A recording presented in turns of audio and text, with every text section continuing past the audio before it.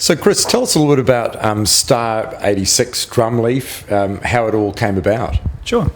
So we're a game studio focusing on delivering games to kids that bring value on top of entertainment. That's Drumleaf. Star 86 is our flagship game. This is a multiplayer game on in a browser on a PC where songs materialize as planets. So we give kids a spaceship and they can fly to planet. And the bits of every song are there to find, so the kids can explore the place, find instruments, and begin collaborating and composing with other kids in real time. Some of this came out of your university studies, the idea? That's right. So initially it was entered into the Spark Entrepreneurship Challenge at the University of Auckland. At the time I was just completing a creative arts postgraduate degree. So Spark was kind of the impetus to see if I could turn some of these ideas into businesses. So what was the insight? What are you trying to solve or achieve as a result of the website? So I guess back then the initial idea was I liked being creative with music, and I saw that the internet enabled you to do that with other people. So I tried to make a product that I wanted to use. And then very early on in the piece, they got us to market validate our business ideas. So I wrote down what it was, and I wrote down what some competitive products were, and then I asked people if they would use our idea without telling them which one it was. And from that very quickly realized that it wasn't people my age that wanted to use it. The younger you went, the more they were interested in it. So kind of discovered that I was working on a kid's product. So the intended audience you started out with ended up becoming a very different audience in the end. That's right. So initially thinking 18 to 35-year-olds would love this kind of engagement, and then realizing actually it's kids that want to be social but don't yet have permission to leave the home, stray too far, or drive to see their friends, but still need to learn their social skills and where they fit, and also generally quite restricted in terms of what they can access on the net as well too. Yeah, definitely. Well, a lot of kids are not that restricted. So obviously that's something that needs to be improved. Yeah. And that's something that we take very seriously. We don't have the ability to stop them from going everywhere else on the internet, but certainly when they're on our site, we make sure that they're safe, that there's live people that are looking into the context of what they're doing, and that they're not able to share private information like phone numbers or their address, and that they're getting the kind of feedback that supports their creativity as opposed to just being told that they're no good. How much did this change the whole approach? Because all of a sudden you're dealing with a market that clearly doesn't have spending power and can't use credit cards and so forth. So did this mean you really had to go back and design the whole business model? So yeah, that is a big challenge that I would probably not take on in my next business, is that you're creating a product for a customer that does not have any spending power, and so the purchaser is different to the customer and they have different needs. So the parent obviously wants their kid to be happy but also spending their time doing something that's enriching and safe from predatory behavior or the other types of things you find online, whereas the child is really just looking for the most fun experience possible. So we certainly had to add features to the game that we wouldn't have otherwise have to add. So the safety is a big part of it, and that's a staffing it's a staffing cost, but also technical infrastructure cost. But in terms of the end user experience, it's pretty similar to what we would have been building for adults as well. What did you find in terms of when you were talking to the kids, presumably as part of your research and your validation? What are they looking to get out of the website? Well, kids don't always know what they want. Certainly they're looking for a fun, interesting way to engage with other kids. So what we know they like is kind of real-time feedback and opportunities to use their imagination. But often what we're told is something that they've already seen on the market, so we can't take that as a great indication of what they're actually after. What about the competitive space? Who are you up against, and any well-known names? I guess Minecraft is the most well-known at the moment. So that came from an employee of King that made Candy Crush Saga. One of that company had an art project on the side. This is back in 2009. And got some traction with that, so he pulled away from King, and that's blown into a massive success, where last year they turned over 290 million in revenue with a team of less than 30 people, so per employee they're doing better than Google. Some lesser known ones, let's see, Monkey Quest is a Nickelodeon product. Club Penguin and Moshi Monsters are reasonably well known. So how difficult is it competing? I mean, these are big companies with big budgets, and versus you as a startup. How does that change the playing field? That's right. So this is a common problem for a Kiwi company. We're not as well resourced. The good thing is it's a gigantic market, especially when you look at it globally. Actually, Japan's just taken on the number one spot in terms of mobile gaming spend. So we're not just focused on these markets. Moshi Monsters is in the UK, Club Penguin's in the US. We're looking at the world as our potential market. And while we're not as well resourced, there's a lot of talent here in New Zealand, and you can get a lot done for not too much.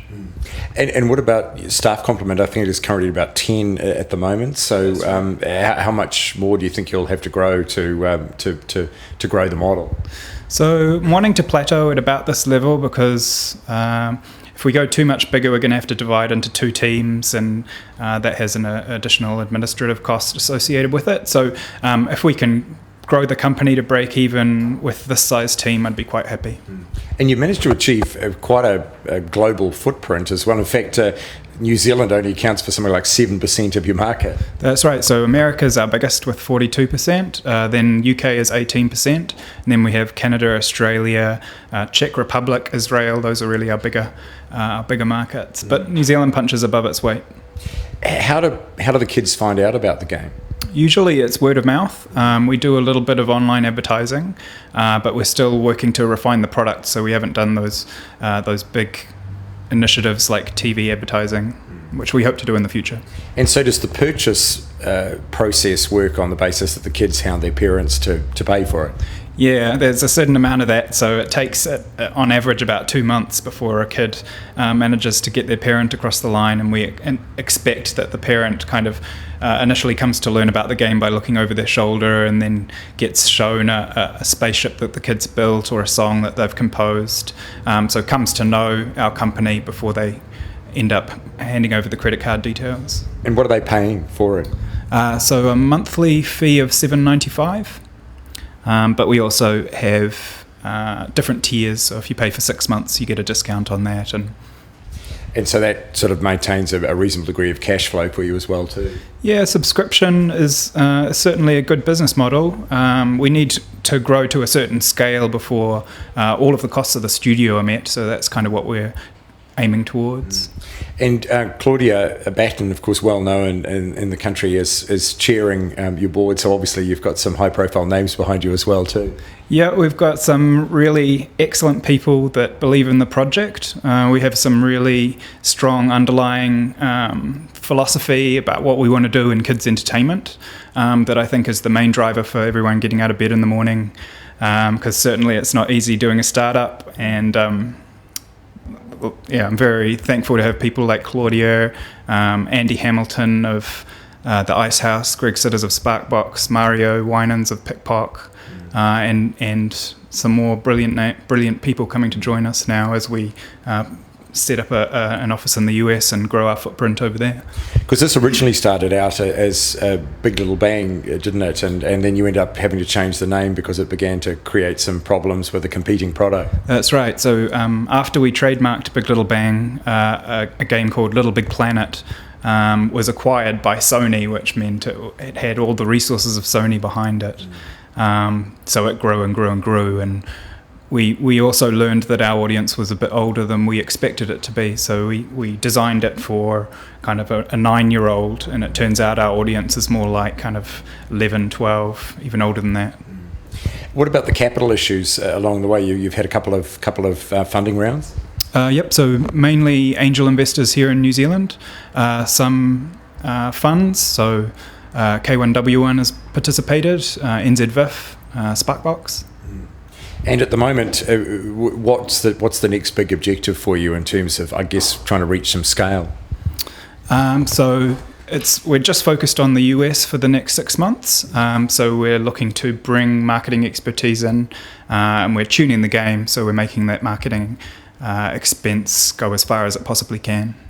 You're travelling literally between New Zealand and the US at the moment, 2 weeks here, 2 weeks there. How do you find that, and how have you set up the business, and what's in the US and what's in New Zealand? So I'd be lying if I didn't say it was challenging. Mainly, it's very exhausting going between time zones and working in two geographies, trying to keep the culture of the company strong. How we get around that is by frequent communication. So we use tools like Google Hangouts is very useful, and trying to empower everybody in their geography to make decisions, so there's no dependencies that are dislocated. So have you got sales and marketing in the US and research here, development here, or how's it split between the two? Yeah, I think basically that's it, but there's some chopping and changing over the months, but that's the basic layout. What have been some of those insights you've learned along the way as an entrepreneur that you might change for next time? I guess the biggest learning has been hiring, kind of what you need to focus on in terms of your who you bring into the company, whether it's attitude over expertise and experience. Those are kind of the things I've picked up that I'm definitely going to apply next time round. What do you who do you find as a typical employee that works well in an environment like this? So startups are very scrappy. So the jack of all trades, master of none is really the right type of person to be working in a company like ours. Younger, or what sort of experience thing? Well, younger has benefits in that they're kind of more, I guess, as you get older, you have more capital requirements. So having a kids, having a mortgage to pay off.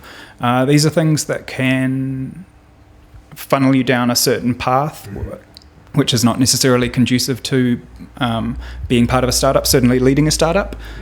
So yeah, definitely young is a good place to start. At the same time, we always hire for experience.